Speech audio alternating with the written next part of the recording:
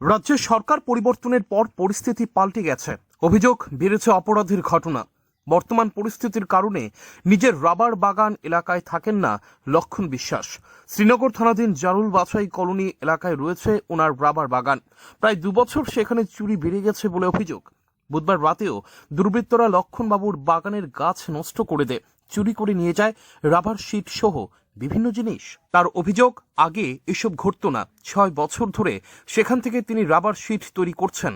এই অভিযোগ, আগে স্থানীয় টিএসআর ক্যাম্পের জওয়ানরা যেভাবে নজরদারি চালাতো, এখন তা নেই। পুলিশের ভূমিকায়ও ক্ষোভ জানান। পরিস্থিতির কারণে আমরা এখানে থাকি না। না ধরো সকালবেলা এসে দরজা তোমার ব্যাঙ্গা ট্যাঙ্গা সাবলদা ফারাইয়া ঘর থেকে প্রায় সিট নিচে, ক্যাপ নিচে, রাবার কার্টনে চাকুর লেগে গেছে, গাছটি নষ্ট করে গেছে।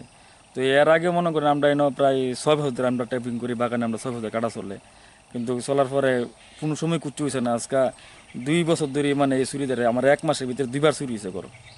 তো এই এনে যেমন আমরা এনে ক্যাম্প আছে, ক্যাম্পে তারা একবার একটু ডিউটি দেওয়া দেখে না।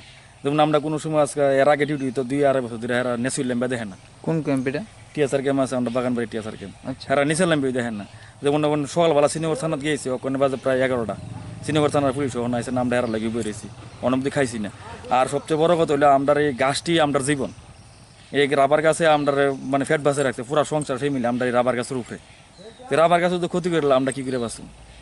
সরকার যদি মনে করেন যে কোনো জিনিসের ব্যাপারে আমরা এই জিনিস লক্ষ্য না রেখে আমরা মরণ থেকে মানে একবারে রাবার গাছে ক্ষতি না করে মনে করেন আমার খুব যাইতো গা, বা মনে করি যদি একবার মেরলে তো অনেক ভালো ছিল।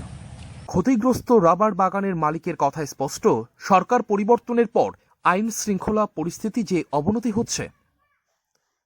রিপোর্ট, চ্যানেল দিনরাত।